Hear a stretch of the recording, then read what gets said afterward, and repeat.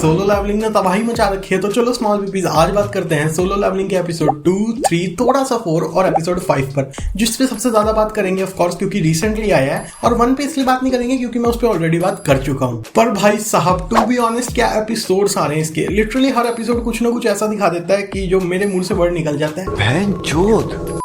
जैसे कि एपिसोड 2 में जिन्वू की आई सेल्फ के साथ फाइट, भाई साहब क्या चुम्मेश्वरी फाइट थी, लेकिन उससे ज्यादा मेरे को अच्छा ये वाला सीन लगा था। टू बी ऑनेस्ट काफी कूल था ये देखने में। लेकिन इसके बाद हमें एक और इससे भी ज्यादा जरूरी चीज पता लगती है कि जो कि है जिन्वू इंसान नहीं है। हाँ, ये टू बी ऑनेस्ट कुछ ऐसे आउट ऑफ द वर्ल्ड तो नहीं था कि जिसको सुन के ऐसे दिमाग फट जाए। पर इसके बाद जो आई सेल्फ बताते हैं कि उन्हें कुछ वॉइसेस सुनती है जो उन्हें ह्यूमंस को मारने के लिए बोलती हैं, और उसके बाद वो फिर कुछ बोलने की कोशिश करता है, वो ग्लिच आउट कर जाता है। ये मेरे को बड़ा कूल लगा था और ये मेरे को शो पोस्ट करके सोचने पर मजबूर कर देता है। वही सेम चीज जो मैंने पिछले सीजन में भी बोली थी, सोची थी कि व्हाट इफ ये बस एक गेम का वर्ल्ड है। और मोस्ट प्रोबेबली ये फील तुम्हें भी आई होगी, क्योंकि देखो जैसे जो गेम के वर्ल्ड्स होते हैं उसमें भी हम यूजुअली सोलो लेवलिंग करते हैं और बाकी बॉसेस का लेवल सेम ही रहता है एक्सेप्ट आवर राइवल। हमारा जो राइवल होता है बस वही हमारे साथ सोलो लेवलिंग करता है, लेकिन बाकी सब स्टेबल लेवल्स पे ही रहते हैं ऑलमोस्ट। और may be, just may be, मान लो इसमें राइवल की जगह जिन्वू के डैड उसके साथ सोलो लेवलिंग कर रहे हो, क्योंकि उसके अलावा कोई there is no fucking way कि वो इतना स्ट्रॉन्ग है। क्योंकि लिटरली बंदे ने एक एस रैंक हंटर की गांड फाड़ दी थी, वो भी बिना किसी एफर्ट्स के।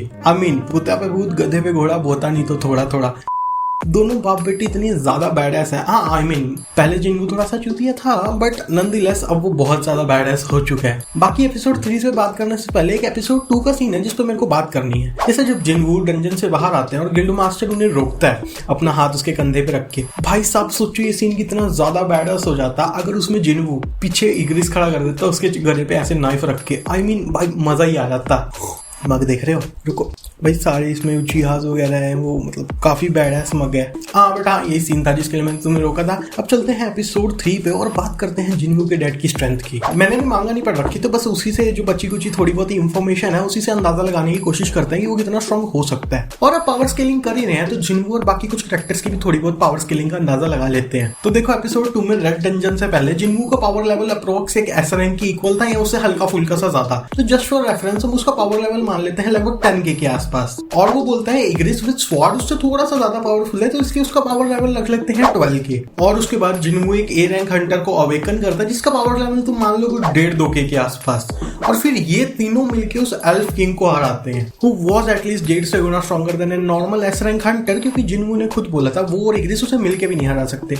तो आई थिंक उसका 18K का पावर लेवल काफी सेंस बनाता है। और इससे हम ये कंक्लूजन निकाल सकते हैं आई सेल्फ बॉस को हराने के बाद जिन्वू को रेड डंजन और बड़े लेवल का बॉस होने की वजह से अच्छा खासा बूस्ट मिला होगा और उसका पावर लेवल अब आराम से हो चुका होगा अराउंड 10K से 11.5 to 12K के आसपास, जो काइंडा एपिसोड 4 में कंफर्म भी हो जाता है। क्योंकि जब वो एपिसोड 4 में अपना रीटेस्ट करवाने जाता है, मशीन अपना थ्रेशोल्ड होल्ड कर देती है, showcasing he is at least N S rank Hunter. और अब इसी के साथ बारी आती है जिन्वू के डैड की, जिनका पावर लेवल गेस करना थोड़ा सा ट्रिकी होने वाला है, क्योंकि सुन लीवान एके जिन्वूस डैड लगभग 10 साल के अराउंड डंजन के अंदर बंद रहे थे। और कंसीडरिंग उन्होंने सोलो लेवलिंग की है, क्योंकि इससे पहले उन्हें कोई नहीं जानता था एक एस रैंक हंटर के रूप में, या फिर एटलीस्ट हमें स्टोरी में तो अब तक नहीं बताया कि वो एक एस रैंक हंटर थे। अगर वो पहले से थे फिर चीजें काफी अलग हो जाती है, लेकिन अभी के लिए हम इसी पे डिस्कस करेंगे कि वो पहले एस रैंक हंटर नहीं थे और उन्होंने भी सोलो लेवलिंग की है। और जितनी आसानी से उन्होंने उस एस रैंक हंटर को हरा दिया था जिसका पावर लेवल इजिली 8.5 या 9K के आसपास होगा, तो मैं इससे एक गैस लगा रहा हूँ रफली सा कि उनका पावर लेवल एटलीस्ट 36K से लेके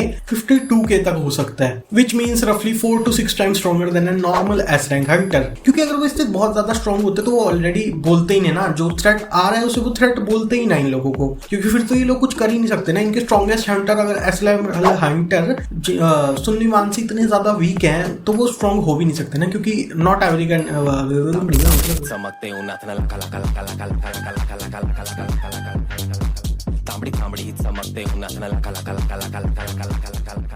क्योंकि उससे ज्यादा स्ट्रॉन्ग तो वैसे भी नहीं हो सकते। इनके वर्ल्ड में कोई लेवल अप यूजुअली तो करता नहीं है। सुनली वान और उसका बेटा ही स्पेशल है जो कि सोलो लेवलिंग करके इतने ज्यादा स्ट्रॉन्ग हो चुके हैं। और अगर ये लोग उससे ज्यादा मतलब ऑलरेडी सुनली वान इतना ज्यादा स्ट्रॉन्ग होता कि मान लो वो लगभग 200-300 एस रैंक हंटर के आसपास आता है, फिर तो इन लोगों को बताता भी ना, फिर तो ये कीड़ी मकोड़े के आसपास आते हैं। क्योंकि ऑफकोर्स बाकी सब लोग सोलो लेवलिंग तो नहीं करने वाले। अब प्रोटैगनिस्ट कर रहा है, प्रोटैगनिस्ट के डैड कर रहा है, सब करने लग जाए फिर तो थोड़ा अजीब सा ही हो जाएगा ना, फिर शो का मतलब ही क्या बना। बट चलो अब स्केलिंग को यहीं एंड करते हैं क्योंकि काफी लंबी डिस्कशन हो चुकी है, वीडियो एडिट करने में बहुत ज्यादा टाइम लगने वाला है, इसलिए फटाफट से एपिसोड 5 पर बात कर लें। 4 में इससे ज्यादा कुछ बात करने को था नहीं, हाँ एक्सेप्ट कि वो एक बहुत बढ़िया क्लिफ हैंगर पे एंड हुआ था। ऑफ कोर्स मैं एक फाइट तो एक्सपेक्ट नहीं कर रहा था क्योंकि वो कैरेक्टर थोड़ी सी ऐसी दिखाई हुई थी हमें कि वो काइंड टाइप की कैरेक्टर है और जिन्वू भी मतलब ऐसे वो नहीं है कि एकदम ही सबको जाके मारने लग जाए, है ना। तो मैं फाइट एक्सपेक्ट नहीं कर रहा था, पर एक थोड़ा सा वो था, मतलब क्यूरियोसिटी थी कि क्या होगा। और एपिसोड 5 भी वहीं से स्टार्ट होता है बिल्कुल, लेकिन पर ये अजीब टर्न ले लेता है यार। उस लड़की को उस पर क्रश आ जाता है,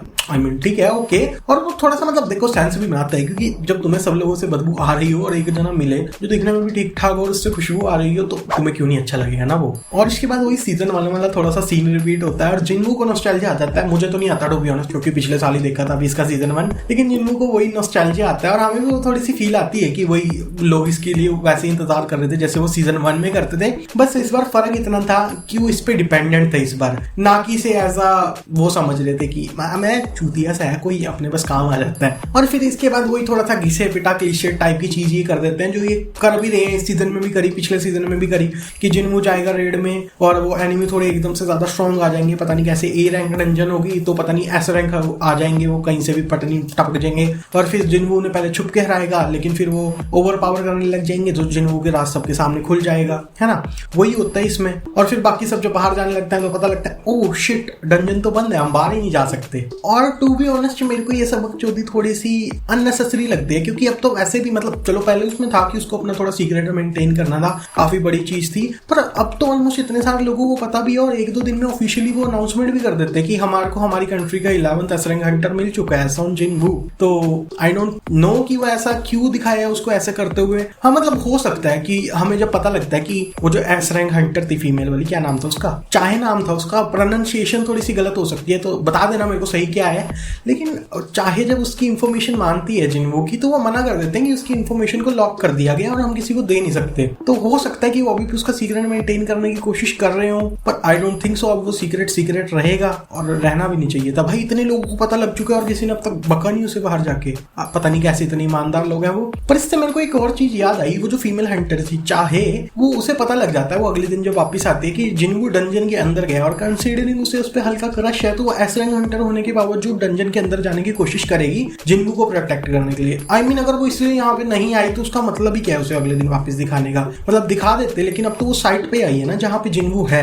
आई मीन डंजन के अंदर है और वो वहाँ आई है, कंसीडरिंग जिन्वू को वहाँ होना नहीं चाहिए क्योंकि उसे लग रहा है वो एक ई रैंक हंटर है और वो ए रैंक डंजन के अंदर घुस चुका है तो उसे वहाँ चाहे को जाना चाहिए कायदे से। और मेरे को लगता है बाहर से शायद अंदर जा सकते होंगे क्योंकि अंदर से बैरियर लगा है कि तुम बाहर नहीं जा सकते, बाहर से तो अंदर जाना चाहिए क्योंकि बाहर कोई बैरियर नहीं है ना। पर वो पता लगेगा हमें अगले एपिसोड में वो जाएगी कि नहीं। आई थिंक जाना तो चाहिए, बट भाई ये मेरे को कूल बहुत ज्यादा लगा था जब वो हमें रेड ऑर्क्स की इतनी बड़ी आर्मी दिखती है और उनका एक लीडर होता है जो कुर्सी पे बैठा होता है।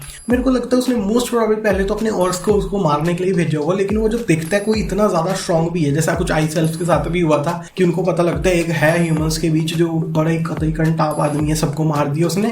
तो उसके भी वो जो उनका ऑर्क का लीडर था उसने भी यही चीज नोटिस की होगी और उसने फिर जिन्वू की वजह से उन सबको बुला लिया होगा, वरना और कोई तो रीजन अभी ऐसे बैठता नहीं है उसका ह्यूमंस को बुलाने के लिए। कुछ काम नहीं हो सकता उल्टा सीधा उसको, क्योंकि वो बाहर जाएगा तो एस रैंक हंटर उसे मार देंगे, है ना, और डंजन से वो शायद बाहर जा नहीं सकते होंगे। और टू बी ऑनेस्ट मैंने बोला चाहे रिपीटिव है लेकिन ये जब हाई स्केल फाइट होती है ना एकदम वो देखने में मजा बहुत ज्यादा आता है, काफी बैडएस और कूल लगती है। इसलिए मैं तो काफी ज्यादा एक्साइटेड हूँ अगले एपिसोड के लिए। फिर से बात करेंगे अगले एपिसोड पे अगर उसमें कुछ बहुत बड़ा हुआ तो, और अब मैं मिलूंगा तुमसे अगली वीडियो में। Till then sayonara.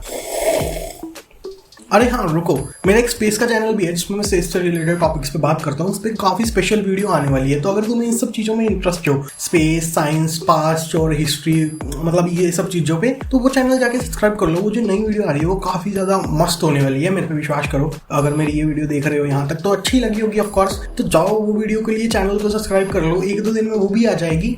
और भाई साहब बड़ी चुम्मेश्वरी वीडियो होने वाली है। लेकिन आज के लिए मेरी तरफ से इतना ही, मैं मिलूंगा तुमसे अगली वीडियो में। Till then sayonara.